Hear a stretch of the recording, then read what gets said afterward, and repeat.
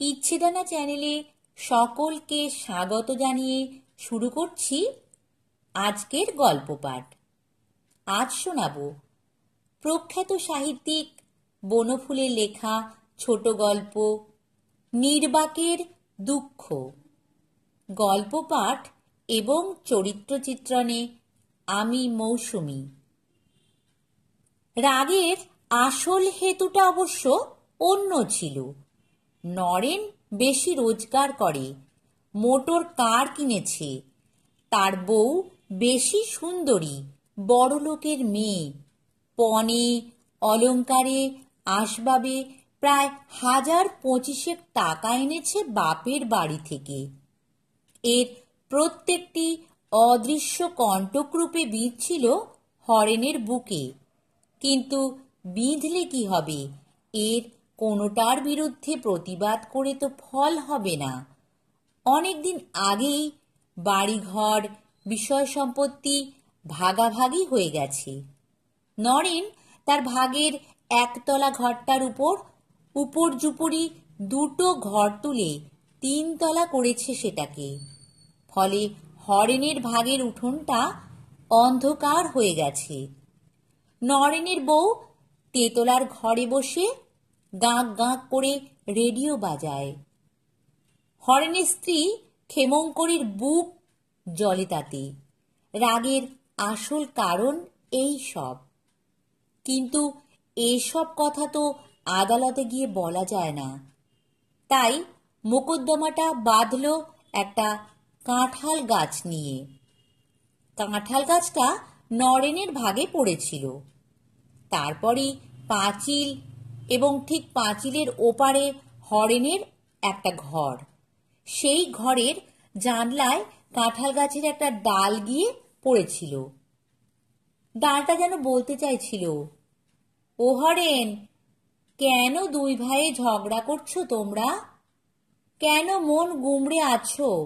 যেমন ছিলে তেমনই থাকো না। কিন্তু এ ভাষা শোনবার মতো কান হরেনের ছিল না। সে একটা কাটারি নিয়ে এসে ডালটাকে কেটে দিলে। তারপর নরেনকে বললে, দেখো, তোমার ওই কাঁঠাল গাছ থাকাতে আমার ঘরটায় আলো হওয়া কিছু ঢোকে না, আর ওইটি আমার একমাত্র শোবার ঘর। ও গাছ কেটে ফেলো তুমি। নরেন রাজি হল না। হরেন উকিলের পরামর্শ নিয়ে আদালতে এই মর্মে নালিশ করে দিলে যে ও গাছ কেটে না ফেললে আমি যক্ষা রোগাক্রান্ত হয়ে মারা যাব। আমার রোজ সন্ধ্যায় জ্বর হয়। ডাক্তার সন্দেহ করছেন যে আমার বুকের দোষ হয়েছে।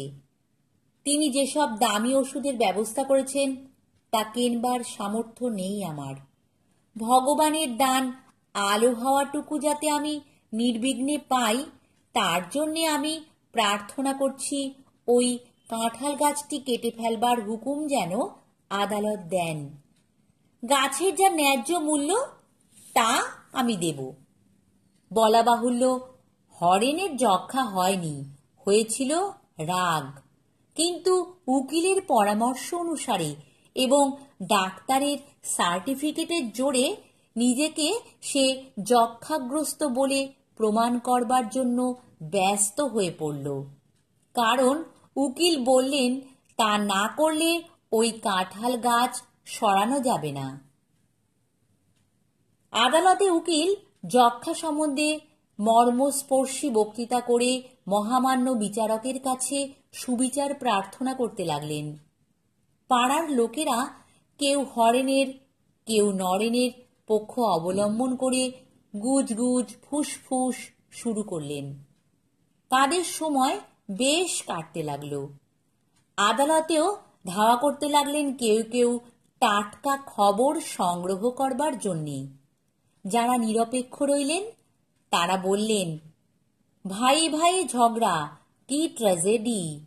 আসল ট্র্যাজেডির খবর কিন্তু রাখলে না কেউ। একটি নয়, 3টি মর্মান্তিক ঘটনা ঘটল এর ফলে। হরেনবাবুর প্রথম পক্ষের একটি কুৎসিত মেয়ে ছিল। বয়স প্রায় 22-23। কিছুতেই কোথাও তার বিয়ের সম্বন্ধ হচ্ছিল না। টাকারও জোর নেই, রূপেরও জোর নেই। তার মামারা অবশেষে একটি দোজবরে ছেলের সঙ্গে তার বিয়ে প্রায় ঠিক করে এনেছিলেন এবং তাকে ঘিরেই মানতীর কল্পনা রঙিন হয়ে উঠেছিল গোপনে গোপনে। কিন্তু সেই পাত্রপক্ষ শুনলেন হরেন যক্ষাগ্রস্ত, অমনি তারা পিছিয়ে গেলেন। মানতীর রঙিন কল্পনা মিলিয়ে গেল মরীচিকার মতো। দ্বিতীয় ট্র্যাজেডি ঘটল চাঁদনকে কেন্দ্র করে। নরেনের বাড়ির ঝি লক্ষ্মীর ছেলে চাঁদন ওই কাঁঠাল গাছটির তলায় যেন স্বর্গলোক আবিষ্কার করেছিল। তার মা তাকে যখন বস্তির অন্ধকার ঘুপচি ঘর থেকে বার করে এনে কাঁঠাল ডালে ঝোলানো দোলনাটিতে শুইয়ে দিত, তখন সে যেন স্বর্গসুখ উপভোগ করত। আদালতের আদেশ অনুসারে কাঁঠাল গাছটি যখন কাটা পড়ল, তখন বিনা দোষে স্বর্গচ্যুত হতে হলো তাকে। তৃতীয় ট্র্যাজেডি হল এক শালিক দম্পতির। ওই কাঁঠাল গাছে নিড় বেঁধে ডিম পেড়েছিল তারা। নমস্কার। গল্প পাঠ ভালো লাগলে চ্যানেলটি সাবস্ক্রাইব করো আর লাইক, কমেন্ট, শেয়ারও করে দিও।